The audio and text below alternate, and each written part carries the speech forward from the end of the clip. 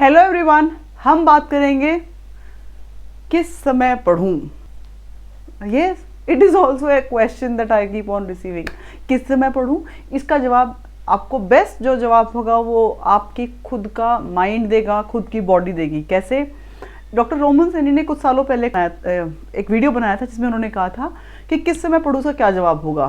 तो ये जवाब आपको अपने आप से पूछना है कि पूरे 24 घंटे में से सबसे ज़्यादा एक्टिव अपने आप को आप किस टाइम पे महसूस करते हो, सबसे ज़्यादा मोटिवेटेड किस टाइम महसूस करते हो, सबसे ज़्यादा ऐसा कब लगता है अब मुझे नींद नहीं आ रही है, आई एम हैप्पी और ना I am satisfied from my body as well, कि कोई दिक्कत विक्कत कुछ नहीं है, अब मैं कोई भी काम कर सकता हूँ। वो जो टाइम है उस टाइम आप पढ़ें। कुछ लोगों के लिए टाइम हो सकता है कि इवनिंग 9 o'clock से शुरू होता हो, कुछ लोगों के लिए मॉर्निंग 4:30 5 o'clock शुरू होता है। It is an individuals choice.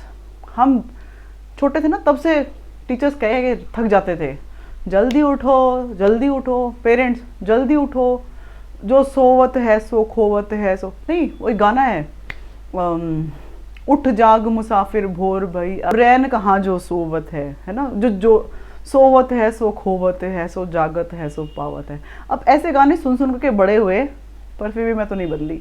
मैं तो घड़ी में 5 कैसे बजते हैं मैंने तब देखा है, या जब कोई फ्लाइट पकड़नी हो, जल्दी उठना है, घर में कोई काम हो, या ऐसा लगेगा ना कि अर्ली मॉर्निंग कहीं पहुंचना है किसी भी माध्यम से, तब मैंने घड़ी में 5 बजते हुए देखे। अदरवाइज, और ऐसा साल में शायद 4 या 5 बार ही होता है, इससे ज़्यादा मैंने घड़ी में 5 बजते हुए नहीं देखे।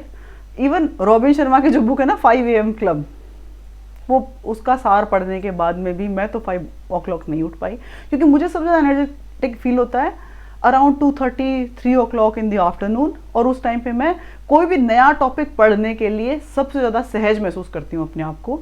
इसके अलावा जब बच्चा स्कूल जाता था 9 से 12 या 9 से 1 वाला टाइम, उस टाइम पर वो जो रूटीन में मुझे कुछ भी पढ़ना है, रिवाइज करना है, हिंदी पढ़ना है, वो सब कुछ ज़रूर पढ़ती थी। बट कुछ नया कॉन्सेप्ट समझना है, उसके लिए जो मेरा बेस्ट टाइम था वो 3 to 6 या 2:30 to 5:30, जो भी अप्रोप्रिएट हो। इनफैक्ट लेट इवनिंग आवर्स में पढ़ना मुझे पसंद है। बहुत सारे इंजीनियर्स ऐसे होते हैं जो लगता है कि ना 11 बजे पढ़ना शुरू करेंगे और सुबह 5 बजे तक बहुत सारा कंटेंट कवर कर लेंगे, वो भी ठीक है। आजकल की जनरेशन वैसे भी लेट उठती है और लेट नाइट तक पढ़ती है। तो अपने आप से पूछिए आप सबसे ज़्यादा कब अच्छा महसूस कर रहे हैं, उस टाइम पढ़िए। लेकिन इसमें एक ट्रिक ये है, मेक श्योर आपकी 7 घंटे की नींद, 7.5 घंटे की नींद ज़रूर पूरी हो रही है। अदरवाइज जो कुछ भी आप पढ़ेंगे वो भूल जाएंगे। बॉडी आप इतना सारा आंखों से क्या है खा लेंगे, मतलब this content you will try to engulf, जब तक उसको बॉडी डाइजेस्ट करने के लिए टाइम चाहिए, तो बॉडी डाइजेस्ट नहीं करेगी, माइंड डाइजेस्ट नहीं करेगा, तो वो अंदर सेट नहीं होगा। So you need to take proper rest, proper sleep. दूसरी बात ये, जब भी आपका प्रीलिम्स आने वाला हो उससे 5-7 दिन पहले थोड़ा जल्दी उठने की आदत डाल लीजिए, ताकि आपको, और वो जो प्रीलिम्स का टाइम फ्रेम है शायद 10 से 1 है या 11 से 2, जो भी टाइम मिले, क्योंकि वो डिपेंड करता है कि सर्दी में परीक्षा है, गर्मी में परीक्षा है, कब परीक्षा होगी। लेकिन जो भी टेंटेटिव टाइम हो उस टाइम पर आप जागते रहें। यदि आपने उस टाइम पर सोने की आदत डाल रखी है तो बॉडी को थोड़ी पता चलता है कि आज एग्ज़ाम है, उस दिन भी सो जाओगे एग्ज़ाम में। मैंने बहुत सारे लोगों को सोते हुए देखा है। तो जब एग्ज़ाम आने वाला हो उससे पहले अपना शेड्यूल थोड़ा चेंज कीजिए to accommodate yourself according to the time table of RPSC। I hope मैंने आपके सवाल का जवाब दे दिया है। तो कब पढ़ें, ये इंडिविजुअल अप्रोच है। आपको जब अच्छा लगता है तब पढ़ें, लेकिन जब आप पढ़ें तो खुद के साथ जस्टिस करें, चीटिंग ना करें, झूठ ना बोलें खुद से, और उसे नहीं खुद से कि मैं इतना पढ़ा उतना पढ़ा। नो, यू नो आप कितना पढ़े, यू नो आपने अपने टारगेट्स, डेली के टारगेट्स मीट किए कि नहीं किए, बस इतना ही ध्यान रखना है और ज़्यादा कुछ नहीं। चलिए, जब मैं ये आपके साथ रूबरू हो ही रही हूँ तो कुछ क्वेश्चंस को ले लेते हैं जो आपने वीडियो के कमेंट्स में डाले हैं। पहला क्वेश्चन है, madam is it possible to write one question in Hindi and another in English for the same exam? No, ये अनिल मीना सर का क्वेश्चन है। बिल्कुल पॉसिबल नहीं है। इनफैक्ट मैं तो कहूँगी आप इतनी रिस्क भी मत लो कि आप पेपर 1 को हिंदी में और पेपर 2 को अंग्रेजी में लिख रहे हो। It should be consistent through out paper 1 2 3। Paper 4 में तो जो भाषा है उसी भाषा में लिखना है। अगला जो क्वेश्चन है वो ये है, शिपू वीलॉग्स ने लिखा है, मैम मुझे RS बनना है और मैं अभी BA फर्स्ट ईयर में हूँ, क्या मैं अभी से कोचिंग शुरू कर दूँ? कोचिंग मत शुरू करो, जो आप पढ़ रहे हो उसको बहुत अच्छे से पढ़ लो, मतलब 2 नावों पे एक साथ सवार मत हो। This is my submission is. और जब आप BA कर रहे हो इसका मतलब वो जो कुछ भी आप पढ़ रहे हो वो पक्का RS के सिलेबस में है, तो उसको सिलेबस के हिसाब से 1-on-1 कॉरेस्पॉन्डेंस से एक्स्ट्रा एम्फेसाइज कर लो और उसके पूछे गए क्वेश्चंस को भी लिख के कोशिश कर लो। अगला जो प्रश्न है, एक क्वेश्चन है प्रिंस 06 के द्वारा, वो कहते हैं कि मैम मैं झुंझुनू से ही हूँ और करंटली जयपुर से ग्रेजुएशन कर रही हूँ। मैम मुझे कन्फ्यूजन है कि मैं पहले RAS की एग्ज़ाम क्वालिफाई करूँ करके यूपीएससी के एग्ज़ाम की प्रिपरेशन करूँ या सीधा यूपीएससी की। It is an individual choice. RAS के एग्ज़ाम में आपको कम से कम 3 साल लगाने पड़ेंगे। इनफैक्ट मतलब it is a popular term for RAS exam कि ये पंचवर्षीय योजना है। It takes time and it requires courage as well. तो यदि आपको लगता है कि आप यूपीएससी की तैयारी करना चाहते हो, या आपका डिज़ायर है, गोल है, तो यूपीएससी की तैयारी कीजिए, क्योंकि यूपीएससी एग्ज़ाम हर साल होता है और ऑन टाइम होता है, ऑन टाइम रिजल्ट्स आते हैं और कम से कम डिस्प्यूट्स होते हैं उस एग्ज़ाम के अंदर। कम से कम वो भर्ती जो है ना वो कोर्ट में जाती है, रास्ते में थोड़ी ज़्यादा जाती है। तो इसलिए यदि आपको टाइम का कंस्ट्रेंट है तो यूपीएससी कीजिए। और ये इंडिविजुअल की अप्रोच है। कुछ लोग चाहते हैं कि ना सिर्फ स्टेट के लिए मुझे सर्व करना है, यानी इसी माटी में उगा हूँ, इसी माटी को सर्व करना चाहता हूँ, तो आप आरपीएससी एग्ज़ाम दीजिए।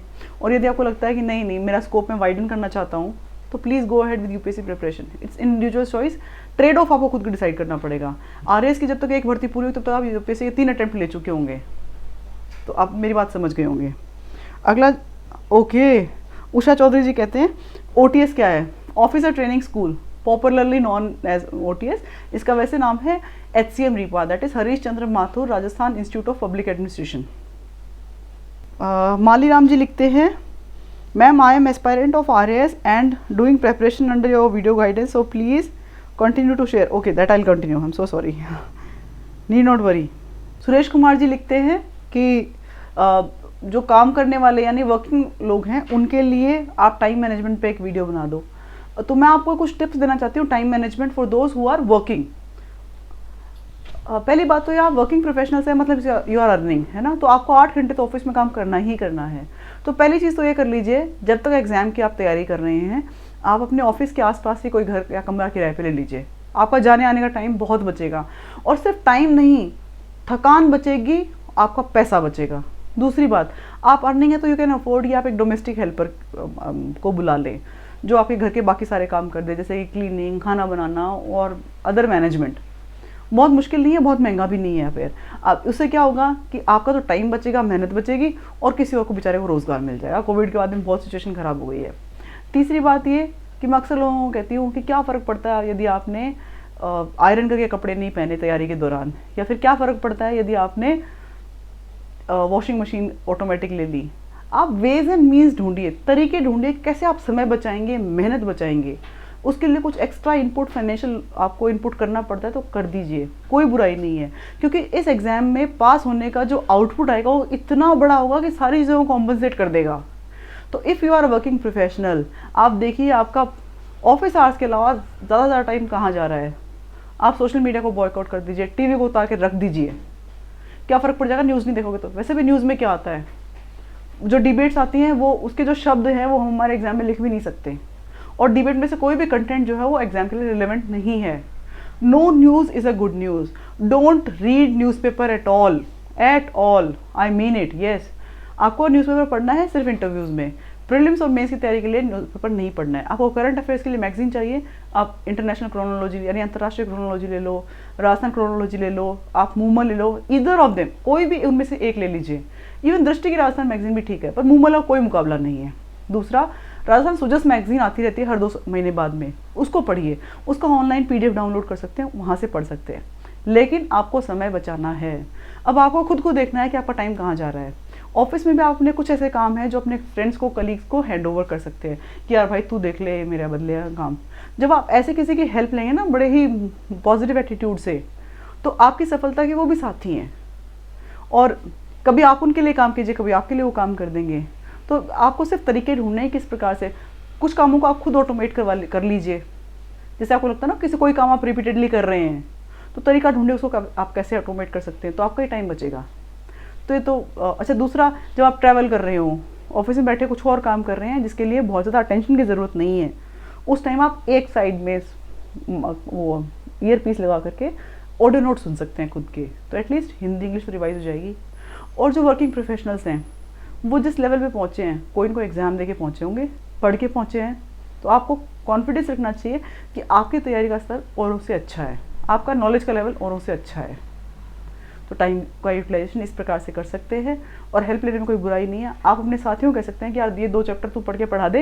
यदि आप डिवाइड एंड कॉन्कर वो रूल अपनाएंगे तो बिल्कुल मुश्किल नहीं है, मतलब तैयारी के साथ। अच्छा, दूसरा, हम लोग अभी 78 ऑफिसर्स हैं जो ट्रेनिंग प्राप्त कर रहे हैं। 78 में से वी आर ओनली 9 जो कि फर्स्ट टाइम गवर्नमेंट सर्विस में एंटर हो रहे हैं, बाकी सब कोई ना कोई गवर्नमेंट अधिकारी पहले से था। Yes, so it is a motivating factor for you. अब आप सोच लीजिए, अगर आप पहले से अधिकारी हैं तो आपकी प्रोबेबिलिटी थोड़ी ज़्यादा है। और उसका रीज़न है कि आपको टाइम कम मिलता है, तो उस कम टाइम में अधिक से अधिक उपयोग करने की आप कोशिश करते हैं। मैं इस वीडियो के माध्यम से दूसरों को डीमोटिवेट नहीं कर रही हूँ, पर मैं ये कहना चाहती हूँ कि it is an equal level play. सब लोगों के लिए बराबर मैदान है। समय का उपयोग कीजिए और उचित उपयोग कीजिए, टेक्नोलॉजी का उपयोग कीजिए, ऑडियो नोट्स बनाइए, खूब राइटिंग प्रैक्टिस कीजिए। बिल्कुल मुश्किल एग्जाम नहीं है, आप ज़रूर सेल थ्रू कर जाओगे, आप ज़रूर अच्छी रैंक लेकर के आओगे। Thank you so much for listening to me. Have a good day.